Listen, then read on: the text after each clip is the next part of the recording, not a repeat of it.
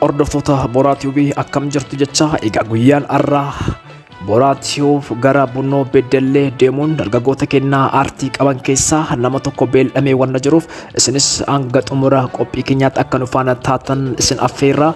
Kunoo yeroo ammaas buufata konkolaataa godina Iluu Abbaaboor magaalaa Mattuu keessatti argame tan jira. Isinis nafaan akka taatan irra deebiin waamicha isinitti taasisa. Egaa Boraatiiwuf like, comment, share nuuf godhaa isiniin jenna.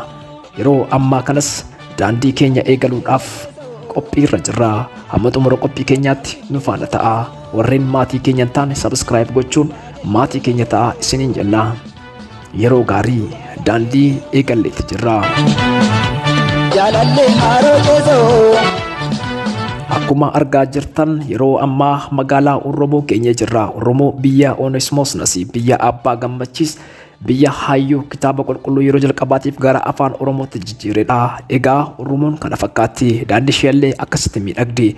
Guutummaa isaa isin daawwachiisuuf sagantaa biraatiin walitti waan deebinuuf yeroo ammaa gara Yaayyuu. Hamma xumura qophii keenyaatti mudannoowwan keenyallee akka nu faana ilaaltan isin affeerree jirra. Boraatiiwuf subscribe gochuu hin dagatinaa.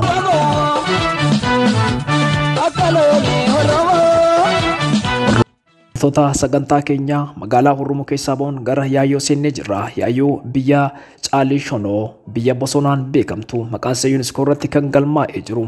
Akkasumas dhagaa cileef biyya bunaatiin beekamtudha. Egaa magaalaa Yaayyoo keenya jirra. Bakki isin amma argaa jirtan kunis siidaa Caalii Shonoo yookiin Abbaaboridha. Abbaaboor kunoo bakka kana dhaabatanitu jiru. Siidaan isaanii asitti dhaabamee jira. Godina Iluu Abbaaboor magaalaa Yaayyoo keessatti argama. Sinillee daawwannaa Boraatiiwuf taasisee kanarratti hundaa'uun warreen dhuftanii agartanii hin beekne kottaa ilaalaa isiniin jenna. Yeroo ammaas magaalaa Yaayyoo keessaa bahuun imala gara Bunnootti taasisaa jirru itti fufnee jirra. Egaa akkuma argitan Yaayyoon bosonaan kan marfamtedha. Qabeenya adda addaa albuuda lafa jalaallee kan qabdu yoo taatudha. Akkuma argaa jirtan bakki kun Cooraaf Yaayyoo gidduutti kan argamu. Karaan isaallee daandiin isaallee baay'ee kan nama rakkisudha. Akkuma ilaalaa jirtan hundi keenya konkolaataa keenya keessa bu'uudhaan konkolaataan keenyallee lafaan waliin xiiqii qabattee jirti. Gargaaraan konkolaachisaas mataa qabatee jira. Kunillee dhiphannaa agarsiisa. Dubartoonni keenyas lafa fiigaatti jiru. Daandiin kun akkuma ilaaltan kan atatamaan hojjetamuu qabudha. Ergaa jedhullee Boraatiiwbiin isiniif dabarsina. Daandiin keenya itti fufnee jirra. Nu faana ta'a. Bakki isin amma argaa jirtan kunis Yaayyoof Cooraa gidduutti lafa citee jirudha. Lafti kun citus balaa kamiyyuu kan namarraan hin geenyeef qabeenyi manca'ellee kan hin jirre yoo ta'u garuu haala sodaachisaarra jira. Akkuma ilaaltan hedduu gadi fagoodha. Bakka kana gaafa geessan konkolaataarraa bu'uun lafa irra dabartu. Ta'us lafti kun kan cite hammallee maaltu akka qabee jiru wanti beekamu hin jiru. Kanaaf wanti kun xiyyeeffannaa barbaada jechuun ergaa Boraatiiwbiiti. Hordoftoota Boraatiiwbii Boraatiiwuf subscribe gochuun daawwannaa keenya ammallee nu faana godhaa isiniin jenna. Daawwannaan keenya gara Bunnoo, imalli keenya gara Beddellee akkuma itti fufeetti jira. Nu faana tura.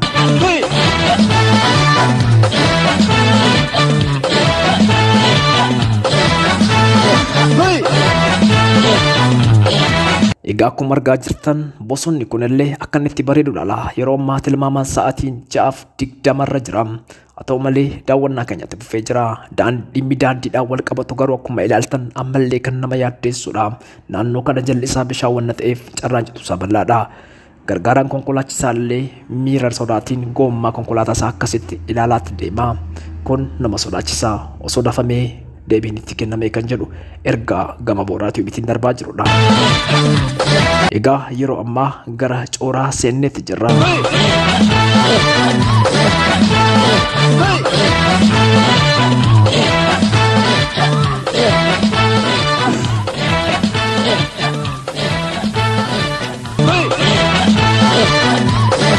Magaalaan Cooraas kana fakkaatti. Xiqquma see daawwannee keessa dabarraa. Yeroo biraa bal'inaan daawwannee waadaa isiniif seenuun gara taanutti ceneerraa. Yeroo ammaa magaalaa Beddellee seenneetti jirra. Egaa Beddelleen biyya firrisaa waggaa, biyya jaalalaa, biyya yeroo dhiyoo godina of dandeesse taatee baate kanaan dura godina Iluu Abbaaboor waliin bakka tokkotti waamamtu. Biyya jaalalaa, biyya tokkummaa, biyya amantaan jaalalaan keessa jiraatu, biyya saffisaan guddataa jirtuuf biyya jijjiirama guddaa yeroo dhiyoo keessatti argisiistedha. Biyya kana keessatti aadaa wal kabajuu, aadaa wal jaallachuu, amantaadhaan osoo wal hin qoodin amantaa musliimaa akkasumas amantaan kiristaanaa jaalalaan kan keessa jiraatudha. Beddelleen kan dhiyoo godina taatee of dandeesse taatus yeroo ammaa sadarkaan guddina isee ajaa'ibadha. Kan isin amma ilaalaa jirtan siidaa Firrisaa Waggaati. Siidaa Firrisaa Waggaa handhuura magaalattii yookaanis marfata irratti argama. Kan hordoftoota Booraa Tiivii qabeenyaa fi bakka hawwata turistii Bunnoon Beddelleen qabdu guyyaa biraa daawwannaa. Akkuma godina Iluu Abbaa Booraa magaalaa Mattuudhaa kaanee dhufnetti dargaggoota kennaa aartii gosa ogummaa garaa garaa qaban haasofsiisuuf sagantaa keenya jalqabnee jirra. Haaluma kanaanis Booraan Tiivii dargaggoo Zalaalam Mirreessaa waliin qophii godhe akka kanaa itti aanutti qabatee dhiyaatee jira. Amma xumura qophii kanaatti waliin tura. Sagantaan amma jalqabne kutaa lammaffaatti isiniif dhiyeessina. Yeroo gaarii.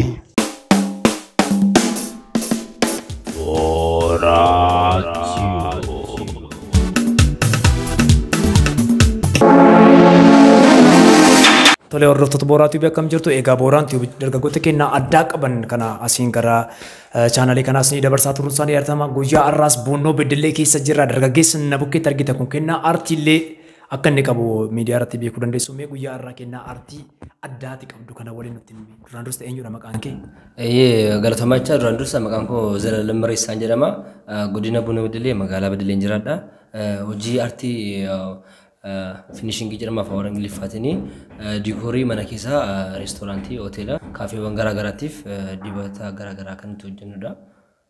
Tole dhugaa dubbachuudhaaf egaa diikoorii ati hojjettu kana kunoo amma fuula iskiriin irratti ilaalaa jiru waan ta'eef mee diikoorii kana yeroo hojjettu kophaa kee hojjettama gurmooftan hojjetaa jirtu? Nuti egaa hojii kana waggaa nuti hojjennu yaa'u akka ogeessa nama tokkotti ijoolleenis na jira jiru. Hojii ajaa'ibaa kana mana hedduu akkanatti hojjetaa jiru yeroo ammaa kana. Tole egaa amma ogummaa aartii keessa illee hin jirta. Ogummaa aartii keessaa baandii afran Bunnoo Beddellee keessatti mee maal irratti hojjetaa jirta? Baandii afran Bunnoo Beddellee keessatti yaa'u gahee shubbisaatiin hojjedha. Gama biraattiin immoo hojiiwwan dandeettii sululuka diraamaa beeksisa wal hojjechuu ni danda'a. Tarree hordoftoonni Booraa Tiivii dargaggeessa kana eessatti beekna jettanii yaadata isiniin dhufuu yoo diddellee sirba Addisuu Kabbada yaadataa keessatti Sillee Wayyaa keessa jirta. Mee achirratti maal taatee taphatte? Sirba Sillee Wayyaa aadaa Bunnoo fi Iluu wal keessa qabate kan irratti kan inni hirmaadhe mucaa ilma baadiyyaa ta'uudhaan kan inni hojjedheera. Gama biraatiin immoo weellisaa shubbisa teetan kan irratti hirmaadhe. Hojii biraatiin immoo Beddellee keessatti hojii fiilmii yuutuubiidhaan hojjetame mata dureen isaa Ija Booruudhaa fi akkasumas Kanniisa Koshiirraa kan jedhu taatoo ta'e kan irratti hirmaadheera.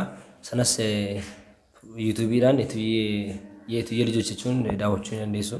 Tole egaa akkuma argitan hojii aartii keessatti illee ogummaa garaa garaa baatee ogummaa kanatti dabalataan ammoo aartii duwwaadhaan hin teenye hojii akkas faaya kana fakkaatu mana finishingii hojjetaa jirtu jechuudha.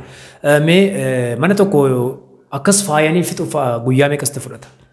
Egaa mana jireenyaa tokko akkasitiin jalqabaa hanga dhumaatti yaa'u jalqaba koornisiin isaanii hojjetama. Girgiddaan chaakii eegga godhamee booddee tura kan nuti gara finishingii kanaatti seennu chaak isa jedhamu jimsima kanas illee ni hojjenna. Sana booddee qalamiin kun kan nuti itti seenuu dandeenyu dursa baagiraawundii wanti jedhamu kun jira.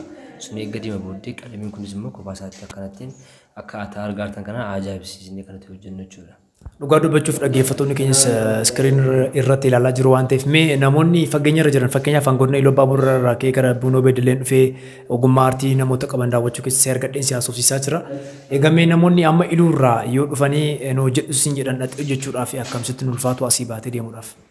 Yaa'u Iluuf Bunnoon yaa'u ilmaan riqicha tokko ijoollee galaana tokkooti waan taaneef daandiin keenya irree wal bira dhufuudhaaf waan amma kana nu yaaddeessu waan hin taaneef yaa'u karaa toora bilbilaatiinis akkasumas karaa booraatii yuutuubiidhaallee na argachuu dandeessu. Dhufee jechuudhaaf immoo qophiidha maaliif ogummaan kiyya bakka miidhuu nageessuu waan danda'uuf jechuudha. Tole mee dhumarratti bilbila kee? Bilbilli kiyyas karaa ittiin argachuu dandeessan 928 27 52 97. Egaa hundi keessan akkuma amma dhageessan bilbila kana iskiriin irratti kan barraa'ee jiru kanarratti bilbiluudhaan hojii finishingii akkasii hojjechiisachuu dandeessu jechuudha. Dargaggoonni mee maal kanarraa mee dargaggootaaf ergaa dabarsitu? Egaa dargaggoota keenya yeroo ammaatiif egaa bakka badiinsa iddootti kan isaan jiraataa jiranii kunis egaa dhabiinsa hojii tokko irraa waan ka'eefidha. Kanaaf immoo kottaa isin keessummeessuu hin dandeenya. Fedha ogummaa sana kana yookaan hojii kana hojjechuudhaaf fedha qabdan taanaan nuti isin barsiisuudhaaf ogummaa keenya sheer gochuudhaaf dirqama yookaan hojii kana kennuun keenya waan nurraa eegamu dirqama waan ta'eef maaliif fudhannee waan hin dandeenyeef jechuudha. Ogummaa wal goodaa qaba. Ani immoo akka dhuunfaatti ani ergaatti akka dabarsitu yaadee ture dargaggeessi kun hojii aartii gosa garaagaraa qaba namoonni baay'eenis ogummaa gosa tokko qabaatanii sana qofarratti dipeend ta'uu odoo hin taane ogummaa biraallee akka hojjetan asumaan ergaa kee dabarsaaf jechuudha. Tolee guddaa galatoomii Buunoo Bedellee waliin haa daawwannu.